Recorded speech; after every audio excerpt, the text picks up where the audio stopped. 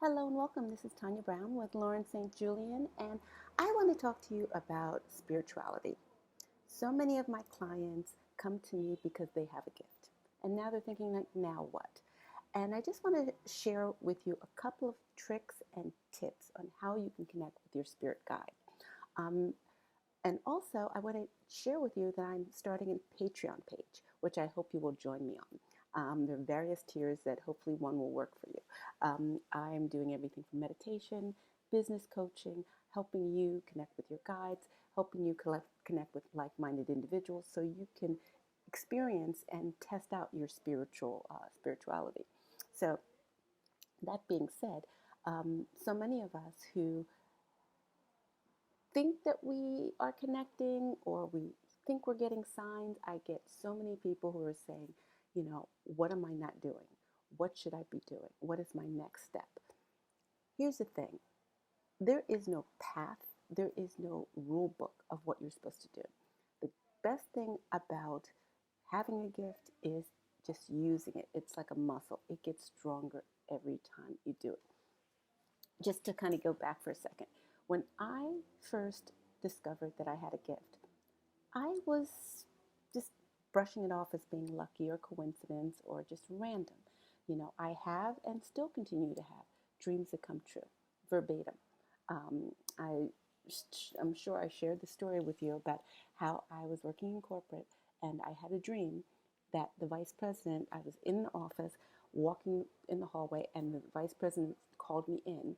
And in the course of the conversation, asked me about my contract and extending it to work into another division. The thing about this, when I woke up, I remember thinking that's an oddly specific dream. And within the course of 7 to 10 days, because in my experience, my dreams come true within 7 to 10 days.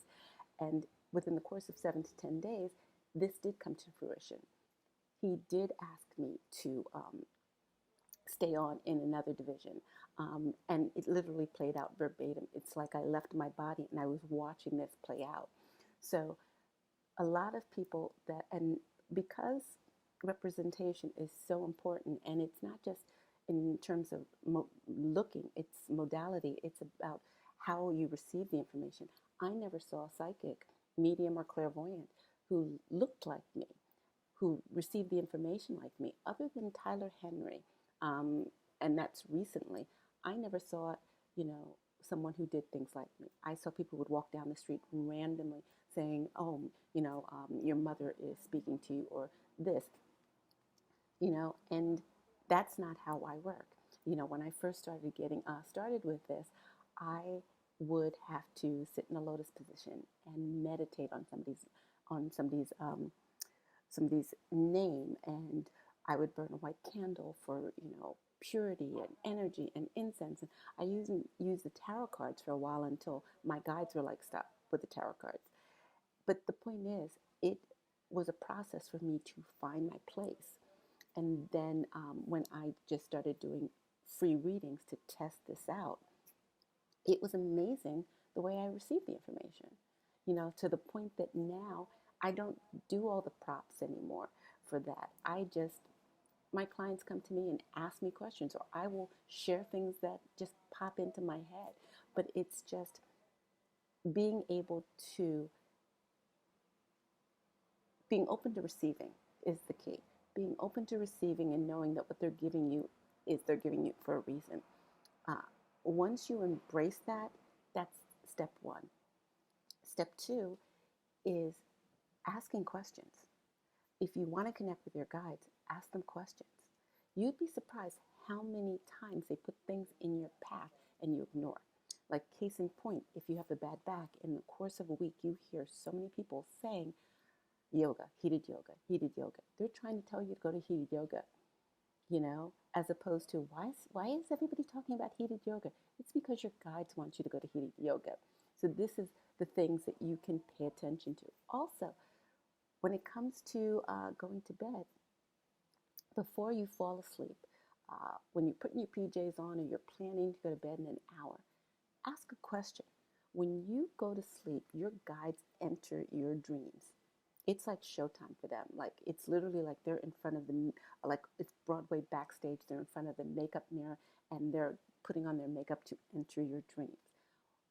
Ask a question. You'd be surprised, and keep a notepad by your bed so you can jot down the notes. You'd be surprised what answers you'll get by the time you wake up. I've got everything from directions on the best way to get to the airport to avoid traffic. They pointed out in the middle of the night that my passport was expiring when I was going on an upcoming trip that week.